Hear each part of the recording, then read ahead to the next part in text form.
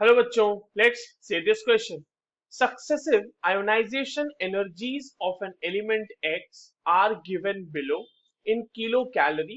IP1 की value दी हुई है, IP2, IP3 और IP4 के देखो corresponding बच्चों वैल्यूज हमारे पास गिवन है।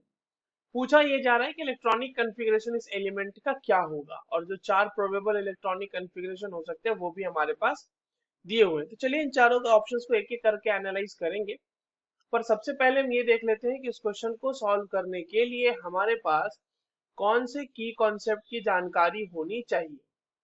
तो देखो ये जो सवाल है ना बच्चों, ये आयनाइजेशन एंथैल्पी बोलो या आयनाइजेशन एनर्जी बोलो उसका ही ये सवाल है।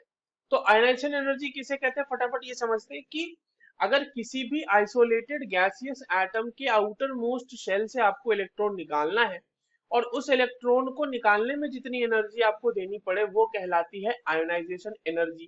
ठीक है। अब देखो आपके पास मान लो कोई एलिमेंट है एम, उसका एटम है एम, ठीक है।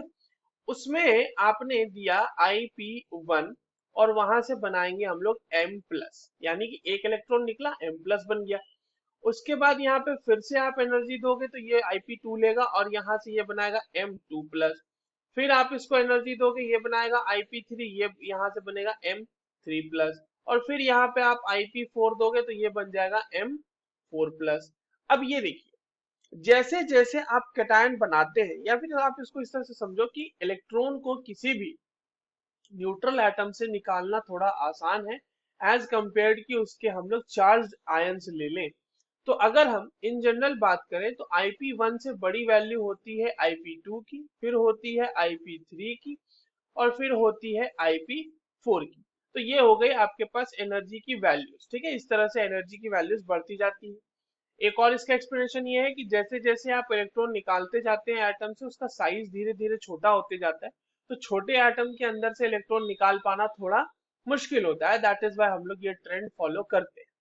अब आप देखो आपके पास जो वैल्यूज दी हुई हैं उसको कंपेयर करो। अच्छा, यहाँ पर IP1 IP2 इन सब की वैल्यूज को हम लोग देख के अंदाजा लगा सकते हैं। जैसे देखो मान लो कि IP1 और IP2 में बहुत ज्यादा गैप आ जाए, ठीक है, मतलब इस तरीके का आ जाए कि एकदम IP1 जो है इस तरह से हो रहा है। तो इसका ये मतलब होगा बच्चों कि उस एटम से आसानी से सिर्फ एक ही इलेक्ट्रॉन निकल सकता है, यानी उसके वैलेंस इलेक्ट्रॉन की संख्या एक होगी। उसके आउटर मोस्ट शेल में एक इलेक्ट्रॉन होगा और उसके बाद बहुत ज्यादा गैप दिखने को मिल रहा है IP2 में। तो इसका मतलब वो कोई ना कोई बहुत ही अच्छा स्टेबल कन्फिग्रेशन वो अटेन कर ले रहा है। तो इसी तरह से हमें एनालिसिस करना है यहाँ पे। ठीक है, ये तो मैंने आपको एक एग्जाम्पल दिया। अब देखो IP1 की वैल्यू क्या है बच्चों, यहाँ पे ये दी हुआ है हमारे पास सारी जो है वैल्यूज वो किलो कैलोरी में दी हुई है, तो मैं बस मैग्नीट्यूड लिख रहा हूँ।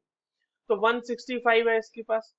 और IP2 की वैल्यू देखो क्या है, 195। अब देखो IP2 तो बड़ा होगा ना IP1 से, पर क्या बहुत ज्यादा गैप दिख रहा है क्या? तो आंसर है कि नहीं सर, इतना ज्यादा गैप तो नहीं दिख रहा, पर हाँ IP2 को बड़ा होना चाहिए IP1 से।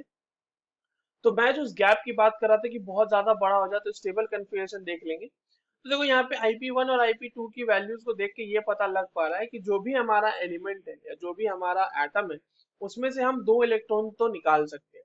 अगला क्या है IP3, तो IP3 की वैल्यू देख लेते हैं बच्चों। अचानक से आप देखो बहुत ज्यादा गैप देखने को मिल रहा है यहाँ पे, ठीक है, ह्यूज डिफरेंस देखने को मिल रहा है। उसके बाद IP4 में ये उतना खासा डिफरेंस नहीं है। वो क्यों नहीं होगा वो भी समझते हैं। अब देखिए IP2 से IP3 में बहुत बड़ा गैप दिख रहा है, इसका मतलब कि हमारे पास यहाँ पे लार्ज गैप दिख रहा है ना।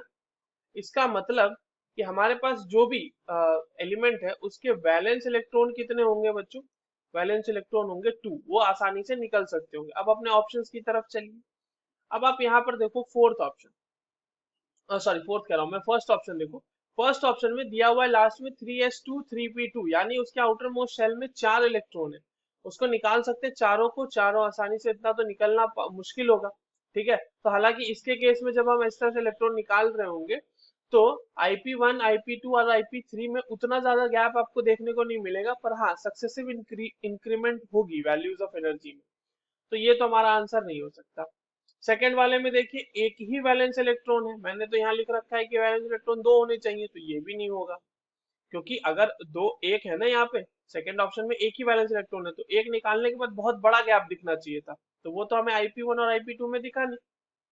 नेक्स्ट, थर्ड में देखिए अगेन वैलेंस इलेक्ट्रॉन आपके पास कितने आ रहे हैं बच्चों, यहाँ पे 4 आ रहे हैं।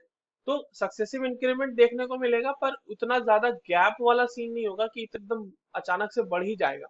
और 3 और 4 में फिर आपको थोड़ा सा कम गैप दिखेगा। फोर्थ के केस में आप देखिए वैलेंस इलेक्ट्रॉन इसके 2 ही है, ठीक है। और जब आप दो वैलेंस इलेक्ट्रॉन निकाल लोगे बच्चों, तो एलिमेंट जो होगा या एटम जो होगा वो एक स्टेबल इलेक्ट्रॉनिक कन्फिग्रेशन अचीव कर लेगा।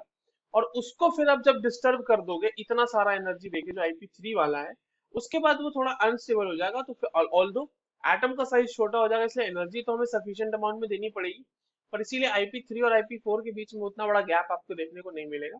क्योंकि जब आपने एक बार उसकी स्टेबल कन्फिग्रेशन को डिस्टर्ब कर दिया तो फिर वो अनस्टेबल हो गया ना। So, the correct answer for this question will be option number 4. I hope you understood this well. All the very best.